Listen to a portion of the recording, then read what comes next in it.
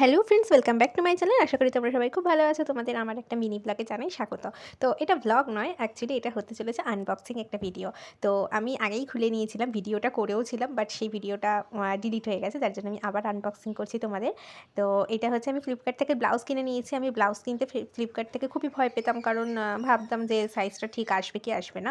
তো তো আমি দু সাইজ, মানে যেহেতু 32, 34 এরকম হয়, আমার অ্যাকচুয়ালি 32 লাগে, বাট আমি 34 অর্ডার করেছিলাম, কারণ যদি বাই চান্স ছোটো হয়। আর এটার রিটার্ন পলিসিও ছিল না, কারণ এটা অফারে ছিল মাত্র 160 রুপিসের।